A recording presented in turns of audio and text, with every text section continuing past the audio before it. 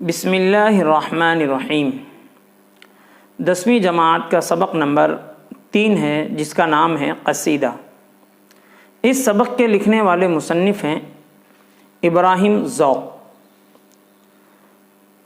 محمد ابراہیم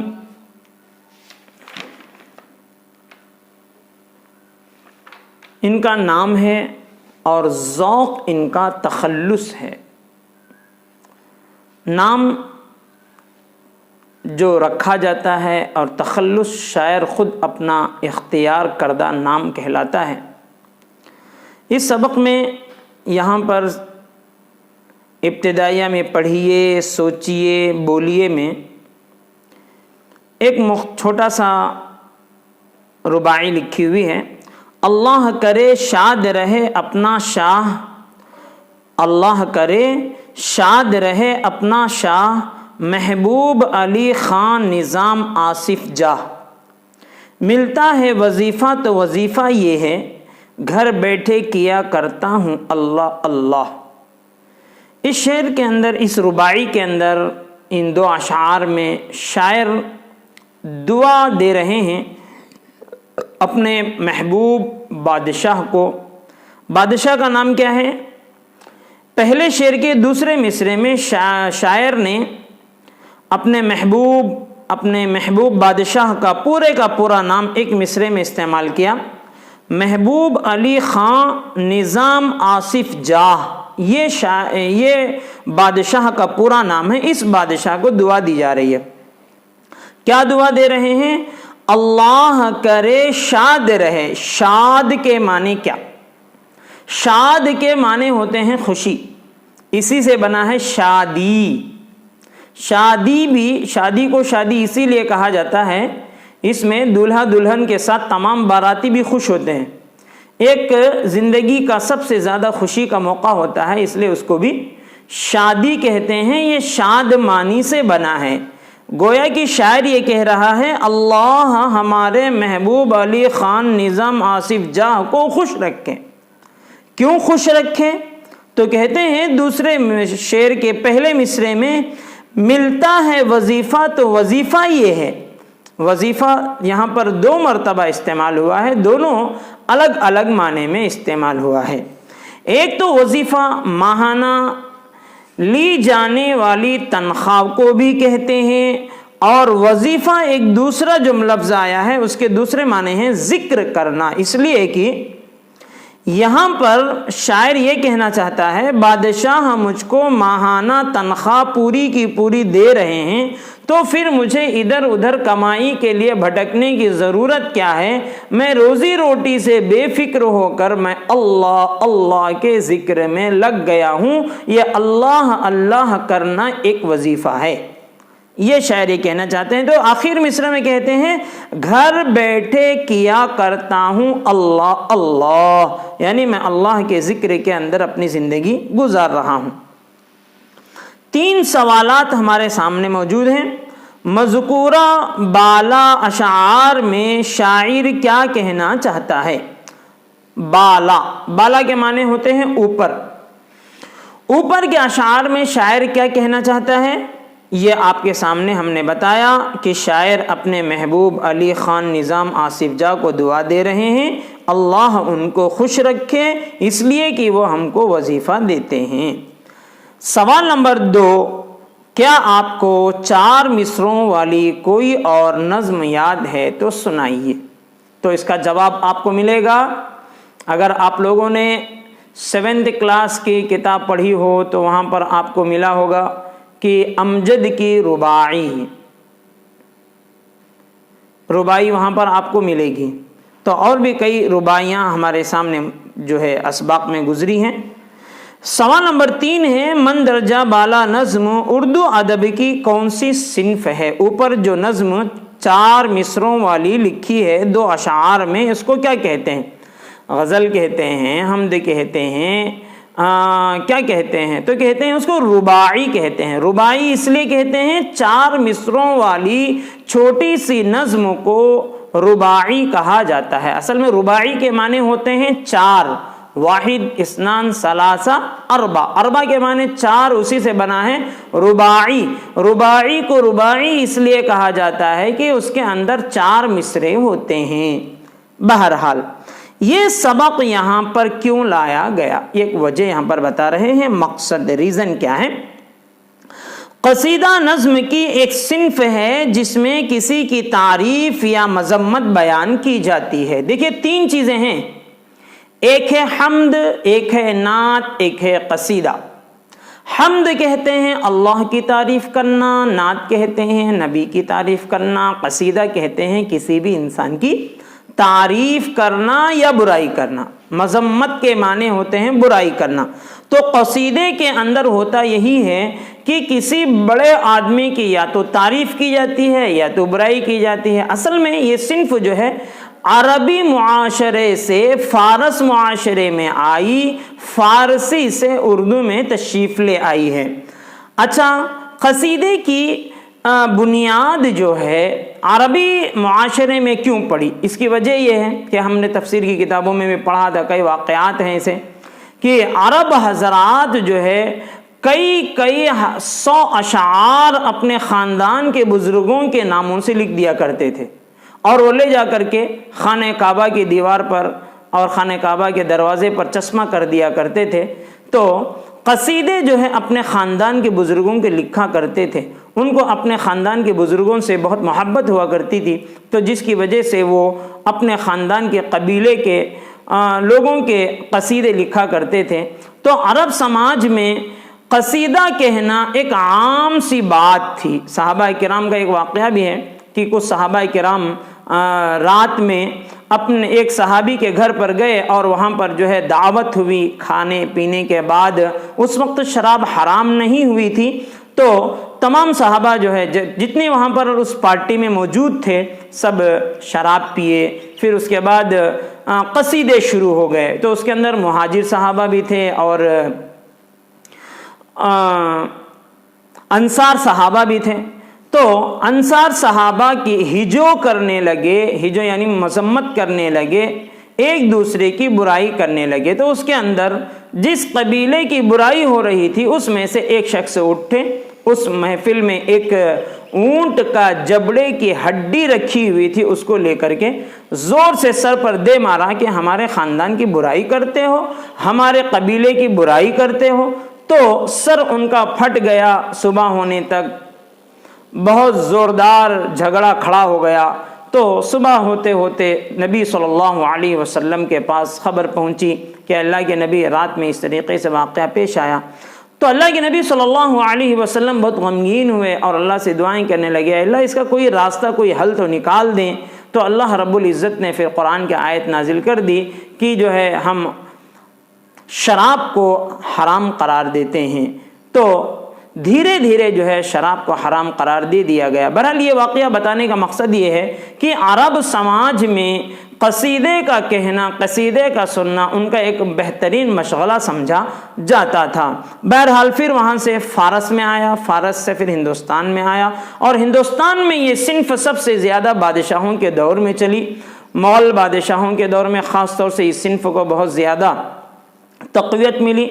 इससे पहले CC pattern से पहले जो निसाब हमारा था, तो 10वीं क्लास का जो सबक था उसके अंदर एक कसीदा वहाँ पर भी मौजूद था. वो मिर्ज़ा गालिब रहमतुल्लाहि अलैहि का लिखा हुआ कसीदा था, उसको भी हमने पढ़ा. और आज हम जो है इब्राहिम ज़ौक़ का कसीदा पढ़ रहे हैं. इब्राहिम ज़ौक़ जो है बादशाह के उस्ताद भी हैं. खैर, हम देखते हैं अगला क्या है. अशार इसके अंदर कितने हो सकते हैं?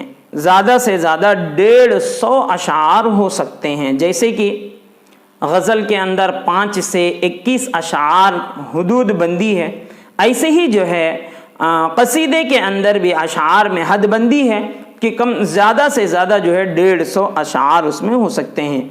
इब्राहिम ज़ौक़ ने हज़रत सैयद आशिक़ निहाल चिश्ती रहमतुल्लाहि अलैहि के इश्क़ में انہوں نے اس قصیدے کو لکھا ہے۔ یہ ایک بہت بڑے بزرگ اللہ والے آدمی تھے، تو ان کی محبت میں انہوں نے قصیدہ لکھا ہے۔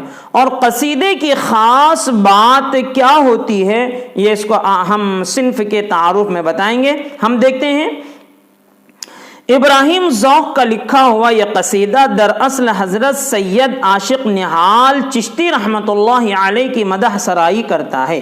مدح کے معنی ہوتے ہیں تعریف کرنا، حمد کرنا۔ اس میں قصیدے کے تمام اجزائے ترکیبی شامل ہیں۔ اجزائے ترکیبی کیا ہے اگلا ہم آپ کو بتائیں گے۔ اجزائے ترکیبی 5 ہیں قصیدے کے۔ اس کے ذریعے بچوں میں قصیدے کے صنف کا تعارف کروانا اور اس کے اجزائے ترکیبی سے واقف کروانا مقصود ہے۔ بتا رہے ہیں کہ قصیدے کو ویسے تو ہمارے اردو زبان میں، اردو دنیا میں غزل کو تمام ہی لوگ جانتے ہیں، گیت کو بھی تقریباً لوگ جانتے ہیں، نعت اور نظم اور حمد کو بھی لوگ جانتے ہیں۔ قصیدہ چونکہ اس زمانے میں کہنے والے شعراء اکرام ناپید ہوتے جا رہے ہیں، کم سے کم پائے جا رہے ہیں، جس کی وجہ سے یہ صنف کے دفن ہونے کا اندیشہ معلوم ہو رہا تھا، تو سرکار نے بہت اچھی کوشش کی کہ ایک ایسی صنف جس کے اوپر دبیز دھول اور مٹی پڑی ہوئی ہے اس کو ہٹا کر کے اس کا تعارف کرا رہے ہیں، اس کا انٹروڈیوس کرا رہے ہیں کہ بھائی کہ قصیدہ کس کو کہا جاتا ہے، اس کو کیسے لکھا جاتا ہے، اس کے اندر اجزائے ترکیبی کتنے ہوتے ہیں، یہ سب آپ کے سامنے بات آئے گی۔ ماخذ اس قصیدے کو کس سے لیا ہے؟ کلیات ذوق سے لیا گیا ہے۔ کتاب کا نام ہے کلیات ذوق۔ کلیات ذوق کس کو کہتے ہیں؟ ہر شاعر کی ایک کلیات ہوتی ہے۔ کتاب کا نام کلیات، کون سی کتاب؟ کل کے معنی ہوتے ہیں پورے کا پورا، مکمل، یعنی شاعر اپنے تمام اشعار کو جس کتاب میں جمع کر دیتا ہے اس کتاب کو کلیات کہا جاتا ہے۔ جیسے کلیات اقبال، کلیات دبیر، کلیات غالب، اس طریقے سے جو ہے ہر شاعر کی کلیات ہوا کرتی ہے۔ کلیات اقبال ہم نے دیکھا ہے کہ کلیات اقبال کے اندر جو ہے 5 کتابیں انہوں نے اس کے اندر جمع کی، تقریباً جو ہے علامہ اقبال رحمۃ اللہ علیہ کے اشعار کو اس کے اندر رکھا گیا۔ بہرحال یہ کتاب ہے کلیات ذوق سے اس قصیدے کو لیا گیا ہے۔ لفظ قصیدہ قصے سے بنا ہے۔ یہ قصیدہ جو ہے کس سے بنا ہے؟ قصے سے بنا ہے۔ قصہ وہی ہوتا ہے جو گزرا ہوا ہوتا ہے، جس کے معنی جان بوجھ کر، قصد کے معنی ہوتے ہیں جان بوجھ کر کسی کی تعریف و توصیف بیان کرنا۔ بادشاہی دور میں یہ صنف بہت اہمیت کے حامل تھی۔ اس میں مختلف اجزاء ہوتے ہیں۔ 10ویں جماعت کے بچوں میں اس صنف کو متعارف کرانے کے لیے یہ قصیدہ شامل نصاب کیا گیا۔ شامل نصاب کا مطلب، نصاب کس کو کہتے ہیں؟ سلیبس کو نصاب کہا جاتا ہے اردو زبان میں، انگریزی میں اس کو سلیبس کہتے ہیں۔ چلیے، صنف کا تعارف کیا ہے؟ شعری اصطلاح میں ایسی نظم کو قصیدہ کہتے ہیں جس میں کسی کی تعریف یا مذمت بیان کی گئی ہو۔ قصیدے کے الفاظ شاندار اور بلند ہوتے ہیں، یعنی کسی کی تعریف کرنا ہو تو اس کے شائن شان الفاظ، تشبیہات، محاورات اور استعارات کا استعمال کرنا ضروری ہوتا ہے، اور ہوتا بھی یہی ہے۔ قصیدے کے اندر بہت ہی زیادہ مبالغہ آرائی ہوتی ہے۔ اگر مبالغے سے بات نہیں کی جائے تو سامنے والے کا مقام اور مرتبہ نہیں پتہ چلتا۔ اب آپ دیکھیں گے مرزا ہمارے ابراہیم ذوق جو ہیں وہ کس طریقے سے عاشق نہال چشتی رحمۃ اللہ علیہ کی شان میں زمین اور آسمان کے قلابے ملاتے ہوئے آپ کو ملیں گے کہ دیکھیں، آپ کو جب ہم پڑھیں گے تو الفاظ بھی بتائیں گے، اس کے معنی بھی بتائیں گے، اور اس کے بعد اس کا مطلب بھی بتائیں گے۔ ایک شعر کی الگ الگ تشریح آپ کے سامنے آئے گی، تو انشاءاللہ سننے میں آپ کو جو ہے بہت مزہ آئے گا۔ اب ہم دیکھتے ہیں اشعار کی تعداد کم از کم 15 ہونا چاہیے اور زیادہ سے زیادہ 150 ہونی چاہیے۔ غزل کی طرح قصیدے کا پہلا شعر بھی مطلع کہلاتا ہے۔ غزل کے اندر مطلع ہوتا ہے تو ایسے ہی قصیدے کا بھی مطلع ہوتا ہے۔ مطلع کس کو کہتے ہیں؟ غزل کے پہلے شعر کو مطلع کہتے ہیں۔ مطلع کے معنی ہوتے ہیں طلوع ہونا، نکلنا شروع ہونا۔ صبح کے وقت سورج طلوع ہوتا ہے، سورج نکلتا ہے، اس وقت کو طلوع آفتاب کہا جاتا ہے۔ سورج نکلنے کے وقت کو کیا کہا جاتا ہے؟ طلوع آفتاب کہا جاتا ہے، اس لیے کہ سورج طلوع ہوتا ہے، نکلتا ہے، دن شروع ہوتا ہے۔ تو پہلے شعر کو مطلع اس لیے کہا جاتا ہے کہ اس سے غزل شروع ہوتی ہے یا تو قصیدہ شروع ہوتا ہے، تو اس لیے اس کو جو ہے مطلع کہتے ہیں۔ باقی اشعار کے دوسرے مصرے کے ہم قافیہ ہوتے ہیں، اس میں بھی غزل کی طرح کئی مطلع آ سکتے ہیں۔ اس کے پہلے آپ لوگوں نے مرزا غالب رحمۃ اللہ علیہ کی غزل سنی، اس غزل کے اندر انہوں نے بتایا مطلع اور حسن مطلع۔ مطلع کس کو کہتے ہیں؟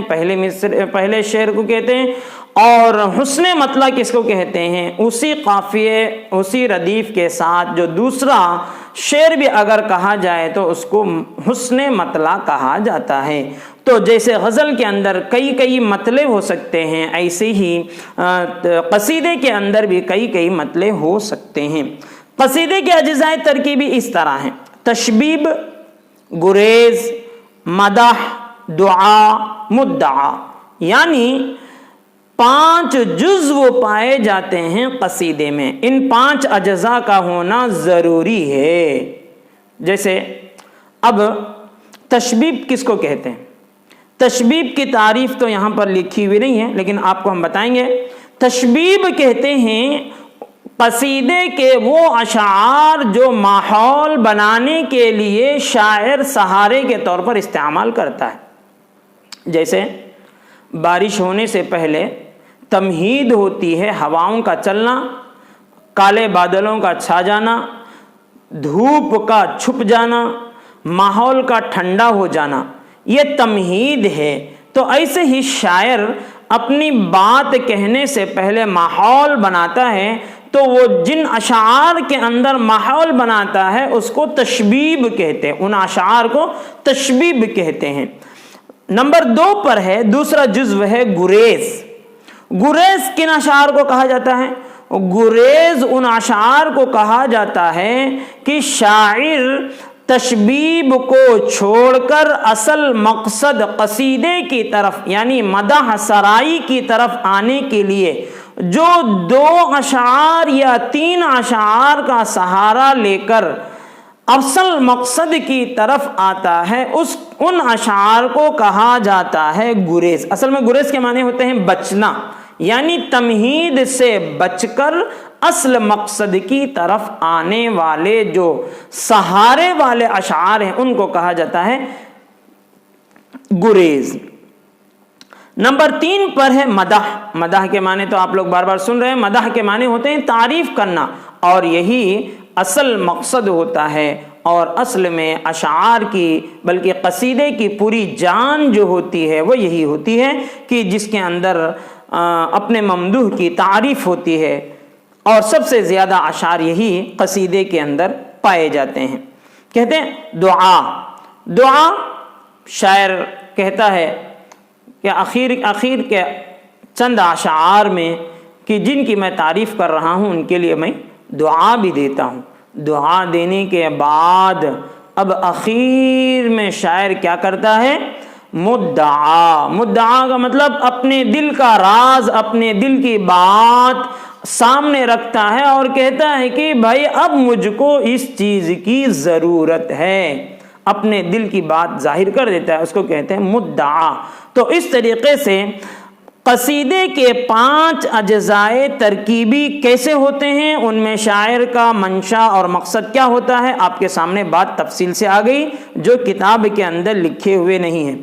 اچھی بات، عربی سے یہ صنف فارسی میں داخل ہوئی اور فارسی سے اردو میں آئی۔ فارسی اور اردو ادب میں قصیدہ درباری ماحول کی پیداوار ہے۔ درباری ماحول کا مطلب کیا ہوتا ہے؟ درباری ماحول کا مطلب ہوتا ہے بادشاہوں کے دربار۔ بادشاہوں کو ان کی تعریفیں ان کے منہ پر بہت میٹھی لگتی ہیں، اسی لیے جو ہمارے ملک ہندوستان پر 950 سال تک بادشاہوں کی مسلمانوں کی حکومتیں رہیں، آج وہ حکومتوں کے نام و نشان بھی ختم ہو گئے۔ اس کی وجہ یہ ہے کہ بادشاہ شعر و شاعری، شراب، نواب اور کباب کے پیچھے اپنی حکومتوں کو انہوں نے برباد کیا۔ لوگ ان کے سامنے اچھے اچھے قصیدے لکھ کر لاتے تو وہ بادشاہ ان کو جو ہے زمینات، محلات اور عورتیں اور عیش و آرام کی چیزیں ان کے نام پر لکھ دیا کرتے تھے۔ اس طرح سے انہوں نے اپنی تمام جائیداد کو باطلوں کے اندر ڈال کر کے لڑکیوں کے، عورتوں کے، بلکہ شاعروں کے حوالے کر دیا، تو ان کا نام و نشان بھی ختم ہو گیا۔ تو خیر، شعراء اکرام بھی اس زمانے کے اتنے ہوشیار تھے، وہ اللہ کی تعریف کرنے کے بجائے بادشاہوں کی ہی تعریفیں کیا کرتے تھے۔ خیر، اس لیے شعراء اکرام میں اپنے تخیل کا پورا زور لگا دیتے ہیں۔ تخیل ایک خیال سے بنا ہے جس کے معنی ہوتے ہیں سوچ۔ شاعر جو ہے اپنی سوچ کی جتنی بھی اڑان ہو سکتی ہے وہ پوری کی پوری پرواز ایک بادشاہ کی تعریف میں استعمال کر دیتا تھا، اپنے علم کی تمام صلاحیتیں بادشاہ کی تعریف میں استعمال کرتا تھا۔ چنانچہ تخیل کے پرواز، زور بیان، پر شکوہ الفاظ ہی قصیدے کی جان ہے۔ پر شکوہ، شکوہ کے معنی ہوتے ہیں شکایت کرنا، یہاں پر شکایت کے معنی میں نہیں ہے بلکہ اونچی اونچی تعبیرات۔ اردو کے بلند پایہ قصیدہ نگاروں میں 3 نام یہاں پر ہمارے سامنے بیان کیے جا رہے ہیں۔ مرزا محمد رفیع سودا، یہ ایک شاعر ہیں جو قصیدے کے ہیرو کہلاتے ہیں، مرزا محمد رفیع سودا۔ دوسرے ہیں شیخ ابراہیم ذوق، جو آج کے ہمارے قصیدے کے مصنف ہیں، ہمارے غائبانہ استاد بھی ہیں۔ اور کہتے ہیں مرزا غالب، میں نے آپ کو بتایا کہ گزشتہ نصاب کے اندر مرزا غالب کا بھی ایک قصیدہ لکھا گیا تھا، جو انہوں نے لکھا تھا اپنے زمانے کے بادشاہ شاہ ظفر کی عزت میں، ان کی منقبت میں، ان کی تعریف میں انہوں نے بتایا تھا مرزا غالب نے۔ خیر، ہم دیکھتے ہیں شاعر کا تعارف، شیخ ابراہیم نام ہے اور ذوق ان کا تخلص ہے۔ 1780 میں دہلی میں پیدا ہوئے۔ والد کا نام شیخ رمضان تھا، جو ایک غریب سپاہی تھے، سولجر تھے۔ ابتدائی تعلیم حافظ غلام رسول سے پائی، کلام کی اصلاح بھی انہی سے لیتے تھے۔ اصلاح کے معنی ہوتے ہیں اس کو درست کرنا، اس کے اندر کچھ خامی ہو تو اس کو دور کرنے کے لیے اپنے استاذ ہی سے وہ ملتے تھے۔ تو کہتے ہیں بعد میں شاہ نصیر کے شاگرد ہوئے، گویا کہ ان کے 2 استاذ ہوئے، ایک حافظ غلام رسول، دوسرے شاہ نصیر صاحب۔ عربی، فارسی اور علوم اسلامی پر عبور حاصل تھا۔ عبور کے معنی ہوتے ہیں کمپلیٹ کنٹرول تھا ان کا، کن کن زبانوں پر؟ عربی زبان پر، فارسی زبان پر، علوم اسلامی پر۔ علوم یہ علم کی جمع ہے، یعنی یہ جو ہے مذہبی آدمی بھی تھے، لیکن شعر گوئی میں کمال پیدا کیا۔ گو کے معنی ہوتے ہیں بولنا، کہنا۔ شعر شاعری کرنے میں بھی انہوں نے اپنے اندر کمال پیدا کیا، یہاں تک کہ ولی عہد سلطنت بہادر شاہ ظفر کے استاذ مقرر ہوئے۔ آپ کو اندازہ ہونا چاہیے کہ ایک شاعر شاہ ظفر کا استاذ ہو سکتا ہے۔ شاہ ظفر خود جو ہے ان کو جب جیل کے اندر ڈالا گیا تو انہوں نے بھی بہت غمگین نظم لکھی تھی، وہ نظم بھی جو ہے بہت مشہور نظم ہے۔ وہ خود بھی جو ہے ایک شاعر تھے شاہ ظفر، تو شاہ ظفر کے یہ استاذ مقرر ہوئے۔ اکبر شاہ ثانی نے خاں بہادر اور خاقانی ہند کے خطاب سے سرفراز کیا، گویا کہ ان کو خطاب بھی دیا گیا اور تخلص بھی ہے، اور ان کا نام ہے ابراہیم ذوق خاقانی ہند۔ ذوق اپنے زمانے کے استاذ کامل تھے، غزل گوئی اور قصیدہ نگاری میں ان کا مرتبہ انتہائی بلند تھا۔ یہ صرف قصیدے ہی نہیں لکھا کرتے تھے، غزل بھی لکھا کرتے تھے۔ غزل جو ہے یہ پہلا قدم ہے قصیدے کی طرف۔ ان کا کلام صفائی، سادگی اور برجستگی کے لیے مشہور ہے۔ برجستگی کا مطلب ہوتا ہے بغیر سوچے سمجھے نڈر ہو کر بولنا۔ تو یہ جو بات کہتے دو ٹوک کہہ دیا کرتے تھے، یہ کسی سے ڈرتے نہیں تھے، ان کو یہ بھی اپنے دل کے اندر احساس اور ڈر اور خوف نہیں تھا کہ بھائی میں کسی بادشاہ کے سامنے کوئی شعر کہہ رہا ہوں تو اس کے اندر کچھ نقص ہو سکتا ہے۔ یہ بادشاہوں سے بھی نہیں ڈرتے تھے۔ یہ علم کا کمال ہے، جن کے پاس علم کامل ہوتا ہے وہ خود ایک بے تاج بادشاہ ہوتا ہے۔ یہ جو تخت اور تاج کے بادشاہ ہیں یہ اپنے مال کے بادشاہ ہیں، اور علم جو ہوتا ہے وہ ان بادشاہوں کو اپنے سامنے جھکنے پر مجبور کر دیتا ہے۔ علم تمام بادشاہوں کا بادشاہ ہوتا ہے، شہنشاہ ہوتا ہے۔ بہرحال محاورہ، روزمرہ اور ضرب الامثال کو کلام تصنع میں استعمال کرنے میں ید طولا رکھتے تھے۔ یہاں پر انہوں نے 2-3 عربی الفاظ استعمال کیے ہیں، اس کے معنی ہم دیکھتے ہیں۔ محاورہ، روزمرہ، ضرب الامثال کے معنی ہوتے ہیں مثال، ایگزامپل پیش کرنا۔ تصنع کے معنی ہوتے ہیں بنانا، ایسا بنانا، سوارنا، سجانا، اپنے طور سے اس کو کریٹ کر دینا۔ تو کہتے ہیں کہ یہ کلام کو سادے انداز میں نہیں بولتے تھے، برجستہ بولتے تھے اور بنا سنوار کر بولا کرتے تھے، بہت اونچے الفاظ استعمال کرنے کی یہ کوشش کرتے۔ ید طولا، ویسے تو ید کے معنی ہوتے ہیں ہاتھ، طولا کے معنی لمبا۔ ید طولا کا لمبا ہاتھ کا مطلب یہ نہیں کہ ان کے ہاتھ لمبے تھے، بلکہ ان کو اس کام میں مہارت حاصل تھی۔ ید طولا کا مطلب ہوتا ہے مہارت، ایکسپیرینس تھا۔ قصیدے میں تصنع، تکلف اور مبالغہ ہی مبالغہ ہوتا ہے۔ مبالغہ یہ ہماری گرامر کے اندر بھی آپ کو آئے گا، تو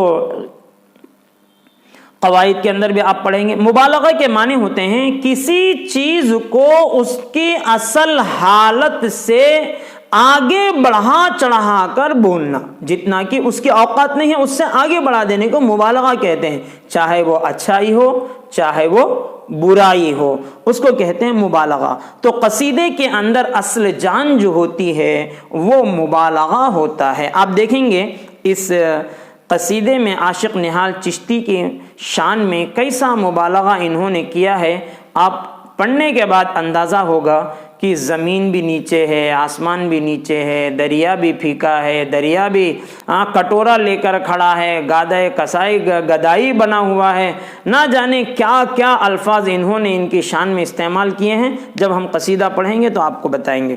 اب دیکھتے ہیں ہم جو بات کہتے ہیں، دو ٹوک کہتے ہیں کلام میں اخلاقی مضامین کی کثرت ہوتی ہے۔ بڑی اچھی بات بتا رہے ہیں۔ شاعر کا مزاج اس سے پتہ چلتا ہے کہ شاعر کے اخلاق، اس کا کیریکٹر کیسا ہے، اس کے کلام سے پتہ چلتا ہے۔ تو ابراہیم ذوق جو تھے وہ اسلامی نظریات کے حامل شاعر ہیں، اس لیے جو ہے ان کے کلام کے اندر بھی آپ کو اشارتاً کنایتاً بہت سارے اسلامی واقعات بھی ملیں گے۔ اس قصیدے کے اندر بھی حضرت بلال کا واقعہ اور جو ہے عقائد کے اعتبار سے حشر کا میدان اور نبی صلی اللہ علیہ وسلم کی طرف اشارے آپ کو ملیں گے۔ یہ شاعر کے نظریات کی عکاسی کرتا ہے۔ تو کہتے ہیں کئی لاکھ اشعار کہے ہیں۔ ہم لوگوں کو 150 اشعار بھی زبانی یاد نہیں ہوتے ہیں، مگر ابراہیم ذوق کی خاص بات یہ ہزاروں نہیں لاکھوں اشعار ان کو زبانی یاد تھے۔ گویا کہ یہ بات گفتگو نہیں کرتے تھے، گفتگو بھی شاعری میں کیا کرتے تھے۔ اس کا مطلب یہی ہوا کہ کلام میں اخلاق کئی لاکھ اشعار کہیں، لیکن غدر کے زمانے میں بہت سا کلام ضائع ہو گیا۔ ان کی لکھی ہوئی بہت ساری کتابیں بیکار ہو گئیں، ادھر ادھر چلی گئیں۔ مولانا محمد حسین آزاد کی کوشش سے کچھ کلام بچ گیا، وہی آج کل مروج ہے۔ مروج کے معنی ہوتے ہیں رائج ہے، چل رہا ہے، لوگ اسی کو استعمال کر رہے ہیں۔ مرزا خان داغ دہلوی، بہادر شاہ ظفر، مولانا محمد حسین آزاد مشہور شاگرد ہیں۔